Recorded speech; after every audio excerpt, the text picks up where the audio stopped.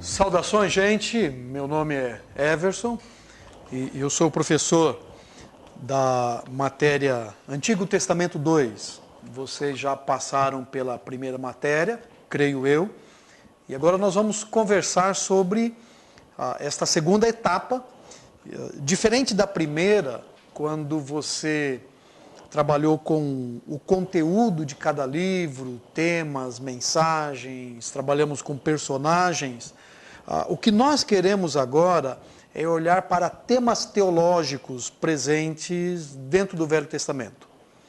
Então, a nossa preocupação agora não é tanto cronológica, no sentido de a ordem dos livros, a ordem dos acontecimentos, o tempo de cada história. Nós queremos que você olhe para as ideias, o que se passa no sentido de revelação, de fé, de redenção, de sacrifícios. São esses temas que estão permeando, perpassando por todo o conteúdo do Antigo Testamento. Então é um prazer ter você nesta matéria. Espero que seja uma bênção para você, no seu ministério. Espero que seja extremamente edificante para você conhecer um pouco de mim. Eu sou pastor da Igreja Batista, atualmente na Igreja Batista Pioneira, aqui no município de Cascavel. E vamos lá trabalhar no nosso conteúdo. Você deve ter em mão a sua apostila e nós vamos seguir conforme o sumário, conforme o índice que ela propõe para a gente, que o autor da revista, da matéria, propôs para que caminhássemos, ok? Vamos lá então, pedimos que Deus nos abençoe e nos fortaleça. Deixa eu deixar um texto bíblico para você, para que você se sinta mais motivado a conhecer e ler e entender. O salmista vai nos dizer que a lei do Senhor é perfeita e ela traz refrigério para a alma. E o testemunho do Senhor é fiel e dá sabedoria aos simples. Os preceitos do Senhor são retos e alegram o coração. E o mandamento do Senhor é puro e ilumina os olhos. O temor do Senhor é limpo e permanece eternamente. Os juízos do Senhor são verdadeiros e justos juntamente. Mais desejáveis são do que o ouro, sim, do que muito ouro fino, e mais doces do que o mel e o licor dos favos. Esse é o nosso desafio, olhar para esta palavra, sabendo de todo este poder, de todo esse encantamento, de toda esta simplicidade e caminharmos nela dentro da compreensão da matéria. O que é teologia? Esse é o nosso desafio.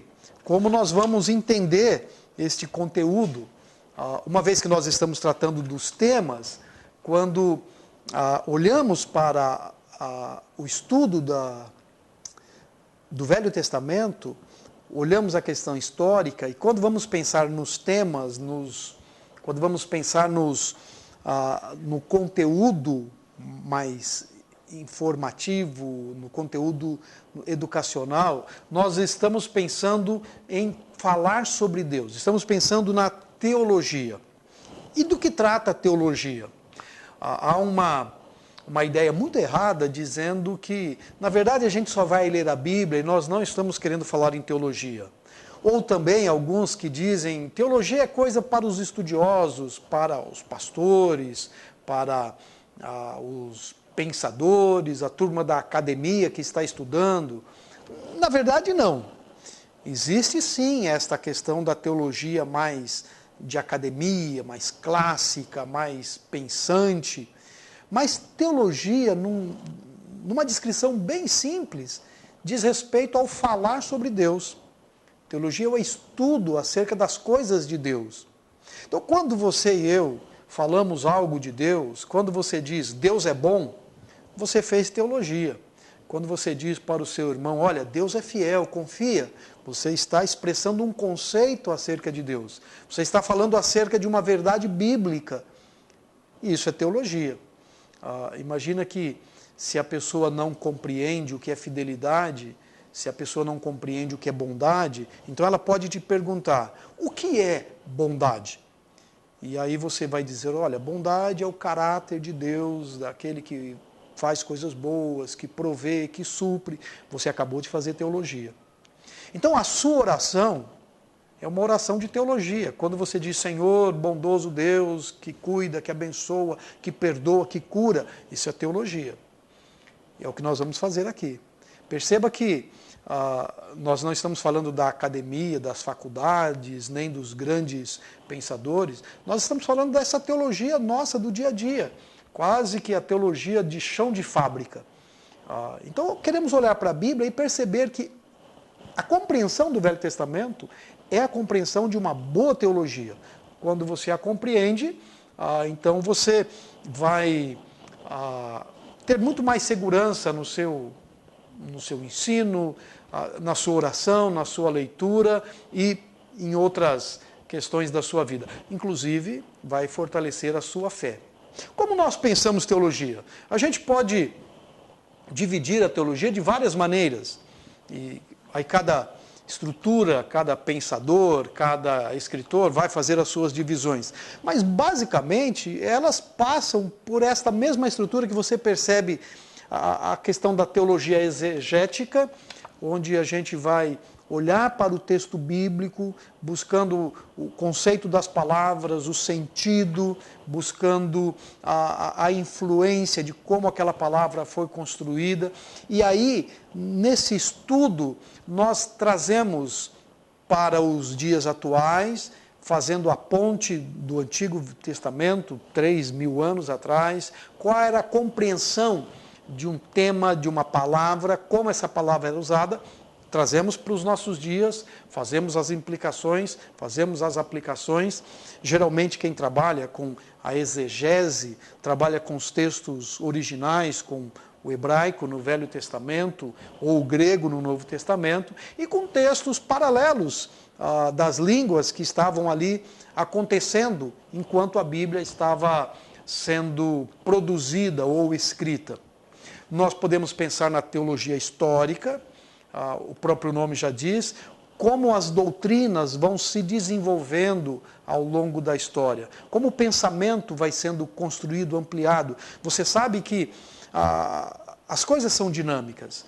Então, uma palavra que tinha um sentido há 100 anos atrás, a esta palavra vão sendo agregados novos sentidos ou perde-se novos sentidos. A gente pode estudar a teologia também nesse sentido. Teologia dogmática, quando pensamos em temas, em conceitos, dogmas, em verdades. A teologia bíblica, que é o que vamos fazer aqui, quando olhamos para o texto bíblico e do texto percebemos os temas e como a Bíblia passa por esses temas. Por exemplo, imagine que queremos falar sobre o amor. Então, eu quero olhar para a Bíblia e vou descobrir, através de uma concordância bíblica, onde a palavra amor aparece. E aí você vai trabalhando, descobrindo o amor pode ser uma relação marido e mulher, o amor pode ser uma relação pais e filhos, o amor pode ser uma relação de amigos, o amor pode ser uma relação de pessoas com coisas, mas o amor também é uma expressão do ato de Deus em olhar para pecadores e preocupar-se com a sua salvação e suprir as suas necessidades e enviar Cristo. E aí eu vou desenvolvendo e posso então fazer uma teologia bíblica do amor conjugal. Então, o que a Bíblia fala sobre maridos, amai as vossas esposas, e o que a Bíblia diz sobre a esposa amar o seu marido, posso fazer uma teologia bíblica pensando no amor no sentido de amizade. O texto de Provérbios, por exemplo, é riquíssimo em mostrar relacionamentos de amigos. Eu posso olhar para esse texto e pegando referências de amor. E também posso falar sobre o amor de Deus, como Deus nos ama. Isso tudo dentro da teologia bíblica. Você pode falar sobre fé, salvação, você pode falar sobre perdão, redenção, sobre a doutrina da igreja, e nós vamos conversar sobre alguns desses temas aqui. E a teologia sistemática, que é a clássica, a teologia sistemática, ela pega os principais temas, geralmente nós dividimos em 10 temas principais, a doutrina da Bíblia, chamamos de bibliologia, teologia de Deus, teologia própria, cristologia, doutrina do Espírito Santo, o homem, o pecado, a salvação, a redenção, a igreja, a escatologia, e olhamos para a Bíblia toda sobre o que a Bíblia fala sobre esses temas e organizamos o pensamento sistematicamente. Primeiro, segundo, terceiro ponto de como as coisas vão acontecendo. Assim se constrói aquilo que nós chamamos de teologia, não é? Dentro dessa ideia de compreender teologia como sendo o ensino, a discussão, a conversa, o aprendizado, palavras acerca de Deus. É o que nós temos na nossa mente. É importante a gente entender que, diferente de outras religiões, onde as coisas acontecem por percepção, por iluminação no sentido de esotérica, por iniciação em alguma matéria, quando nós falamos de teologia bíblica, nós estamos falando de um processo de revelação. Isso é importante entender. Nós compreendemos o que compreendemos de Deus porque fomos ensinados através de um processo de revelação. Deus se revelou a nós. Não fomos nós que descobrimos Deus e as coisas de Deus por iniciativa própria.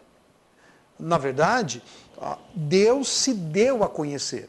Você lembra antigamente quando você tirava uma foto com uma Kodak 135 e batia aquela foto imaginando que iria sair uma imagem daquilo que você desejou. Então, manda isso para um indivíduo, ele vai revelar e você pega aquele pacote com as fotos, 10, 24 fotos, e manda para uma pessoa dizendo assim, olha, as fotos foram reveladas.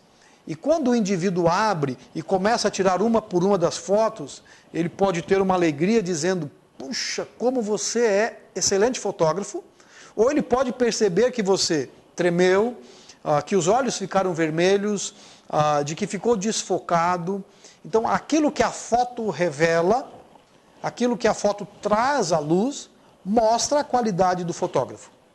Então, quando nós olhamos para a Bíblia, e você tem a sua Bíblia na mão, aquilo que nós temos, o texto que temos na mão, não é processo da invenção de um homem, não é processo da imaginação do ser humano, não é processo de uma instituição religiosa que delimitou o conhecimento que seria importante e necessário. Não.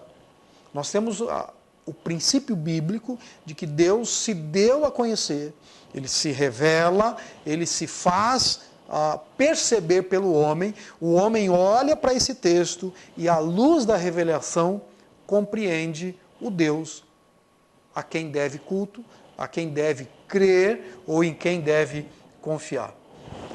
Este é o elemento, é o objeto do estudo da teologia.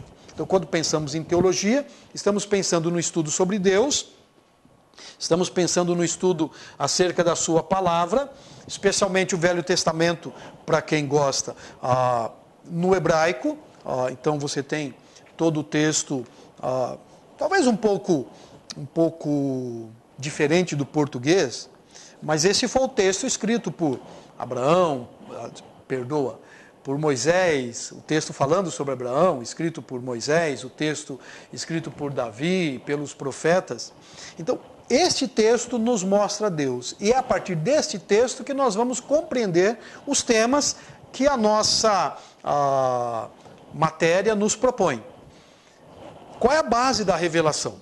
Então, quando você olha no Velho Testamento, a gente percebe Deus falando ao povo, seja em sonhos, seja em visões, em aparições, ou mesmo aquela ideia, quando Deus diz, vai lá e diz para aquele indivíduo, escreve essas coisas, lembra no profeta Jeremias, escreve isso e manda, lembra no profeta Abacuque, quando Deus diz, escreve estas coisas como se fosse um outdoor grande, e as pessoas que vão passar correndo, elas serão capazes de entender essas informações.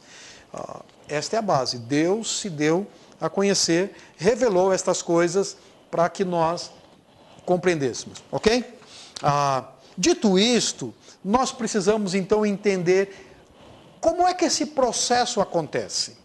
Onde essas coisas acontecem? Quando eu disse que nós pensamos em revelação, nós precisamos olhar na Bíblia pensando numa revelação progressiva. Talvez a ideia da progressão seja mais fácil você entender uma criança. Se você tem um filho pequeno, diz o bom senso de uma boa educação que você não deve mentir para o seu filho. Você não pode ensinar bobagens para ele, inverdades. Você precisa falar a verdade. Aliás, é um princípio bíblico que a gente deve falar a verdade, até para uma criança. Ok. Mas quanto uma criança é capaz de compreender acerca das coisas? Então, se você diz para uma criança, por exemplo, que, olha, nós não vamos poder comprar esse brinquedo porque houve uma alteração na taxa cambial do dólar e aí o governo americano mudou lá a sua perspectiva de juros e agora então o dólar subiu e o salário do seu pai não acompanhou a variação do dólar, de maneira que o preço do brinquedo é maior do que nós imaginávamos. Então, meu filho, graças a uma ação do mercado internacional e da mudança do dólar, subiu o preço do plástico e a mão de obra chinesa também, você não pode ter o brinquedo. E o seu filho vai olhar para você e vai dizer assim, o que você está dizendo? O que é esse negócio de taxa de câmbio, de dólar, de plástico, de política de globalização? O que é esse negócio de variação econômica? Então, você não mentiu para o seu filho. Mas você pode dizer para uma criança de 3 anos, olha, papai não tem dinheiro. Você também não mentiu. Esta é a verdade que ele é capaz de compreender. Talvez com 15, 16, 17, 18, quando ele entender as questões das mudanças e interferências mundiais na nossa economia, no seu e no meu salário, ele vai entender, puxa, pai, o combustível subiu, não dá para fazer aquelas viagens que nós estamos imaginando. E porque subiu, e aí tem toda essa historinha. No primeiro momento, basta lhe saber, papai não pode comprar. Então, quando eu olho no Velho Testamento, eu vou descobrir que, conforme os períodos da história estão acontecendo, o indivíduo recebe mais informações acerca de Deus. Ele compreende mais Deus. Então, olha os períodos da história, por exemplo, o período pré-patriarcal, aquele período que vai antes de Abraão, Isaac e Jacó. Então a gente tem de Adão até Noé. Quanto essas pessoas tinham de informações acerca de Deus? Você já parou para pensar? Quanto Noé conhecia de Deus? Quanto Noé conhecia acerca de perdão? Quanto Noé conhecia acerca de salvação, de redenção?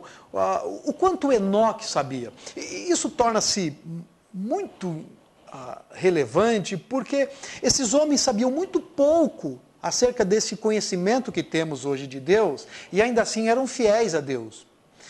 Torna-se mais encantador olhar para a fé desses homens.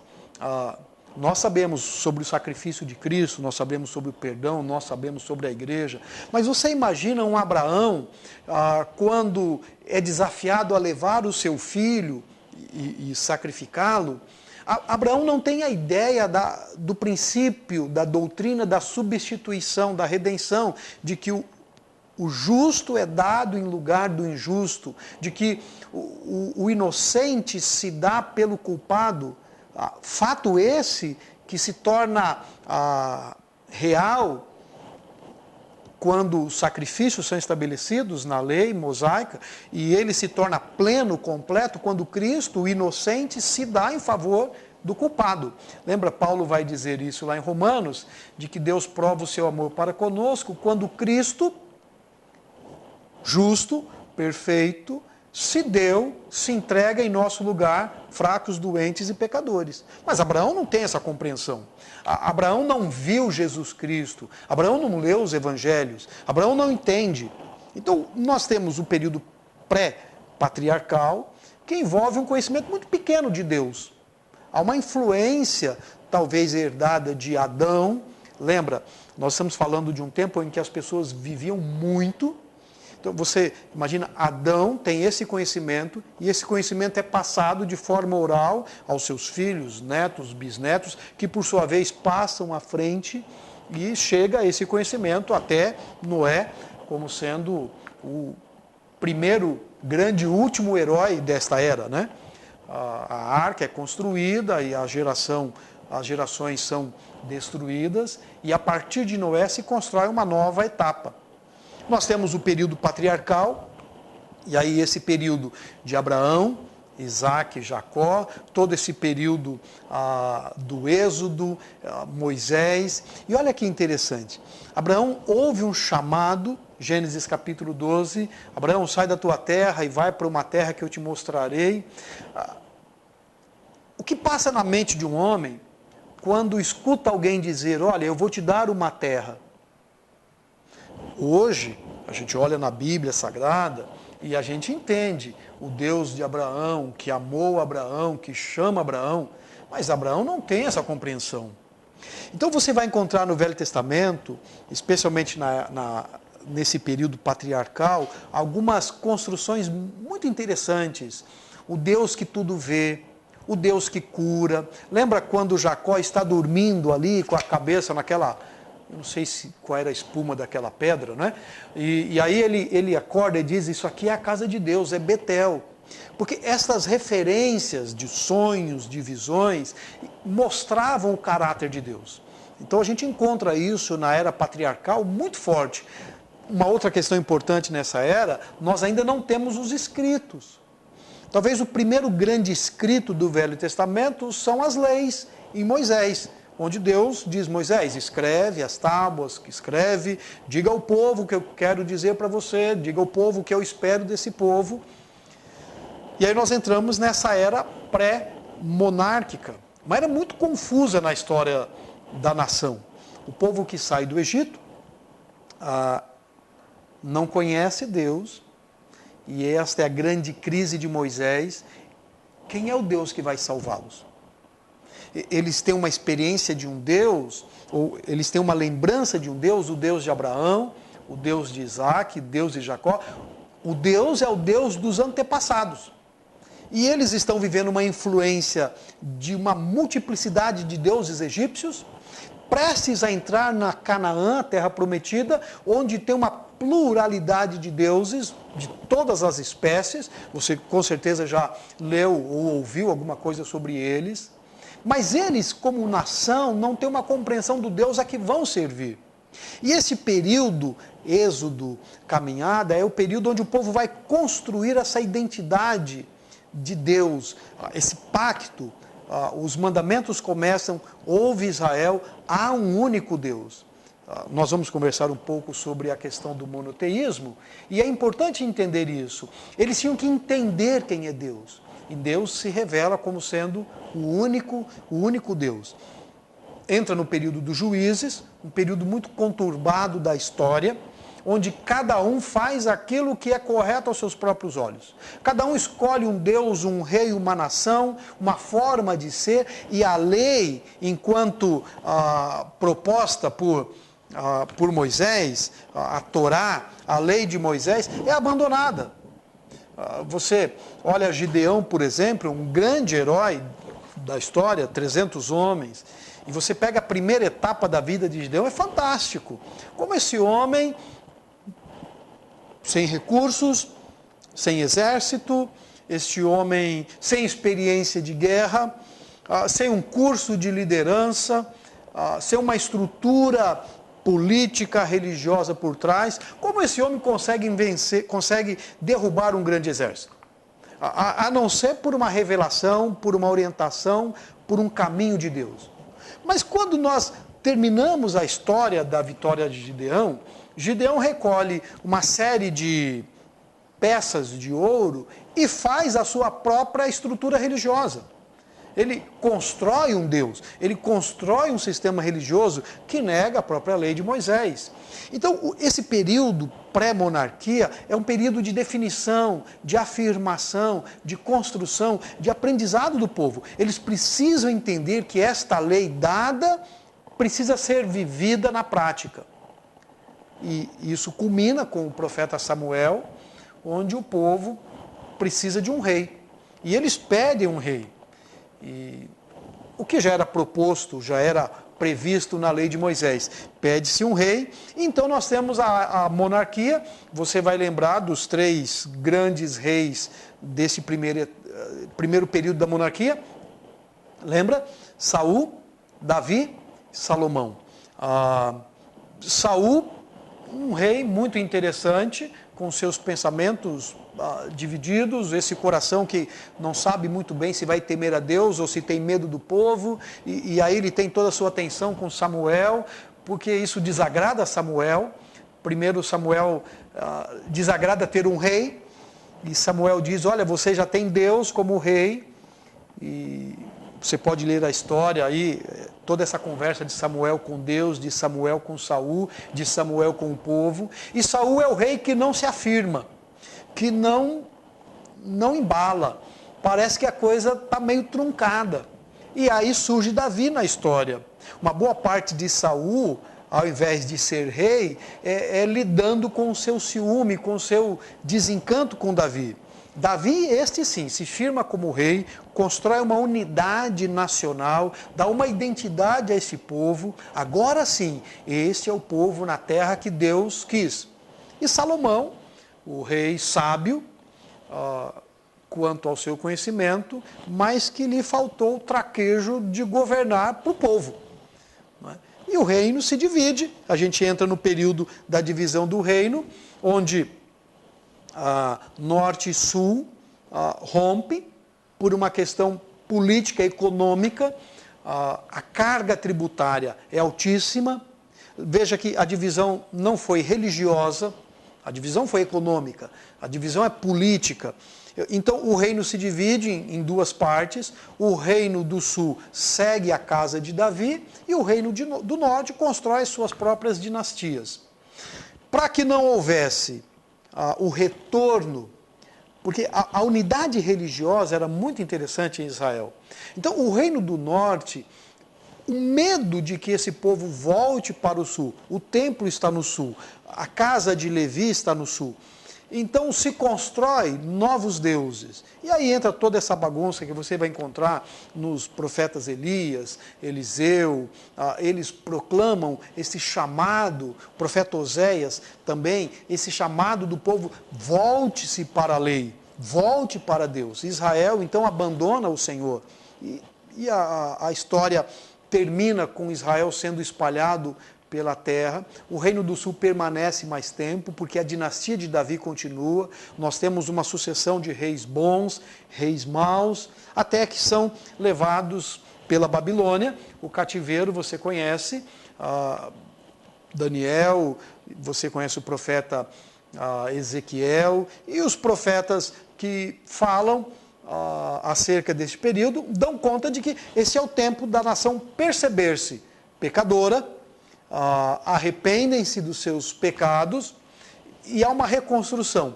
Diferente de quando eles chegam do Êxodo, você lembra que quando Israel chega do Êxodo, todo mundo entra para tomar posse dessa terra e morar em casa que não construíram, cidades que não edificaram, e desfrutar das bênçãos, terra que mana leite e mel. Quando o povo sai para a Babilônia, na Babilônia há uma mudança no perfil de Israel. Israel já não é mais uma sociedade de cultura agrícola, não é mais uma sociedade de camponeses, de gente que está vivendo exclusivamente do plantio. Na Babilônia, Israel aprende uma linguagem comercial, há uma outra dinâmica de vida, há uma compreensão de um mercado mais amplo.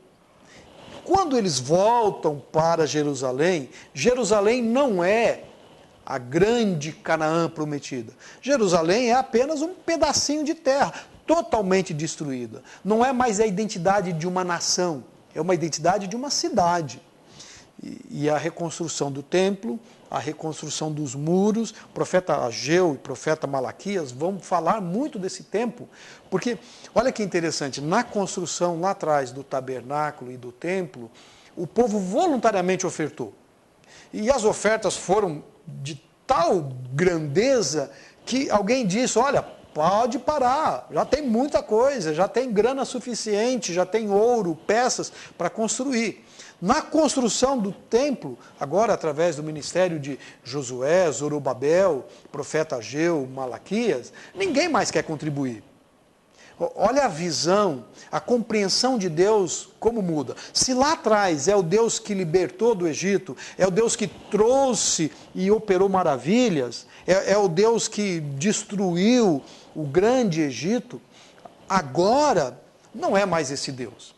Agora, Babilônia está lá, os impérios estão lá, e agora eles têm que se reencontrar. O mundo tem outra dinâmica, tem outro império, e eles se encontram nesse tempo. Esses períodos nos ajudam a entender algo sobre Deus, como esse processo vai acontecendo. E nós vamos então trabalhar daqui para frente, olhando o monoteísmo, a soberania de Deus. Deixa eu pegar aqui o meu guia, senão eu não vou conseguir ler. A questão da eleição, as alianças. Vamos compreender um pouco sobre os mandamentos, a teocracia, o sacrifício, a redenção. E vamos terminar esse bloco de matéria falando sobre a questão da fé. Que Deus abençoe você ao longo das aulas. Abraços.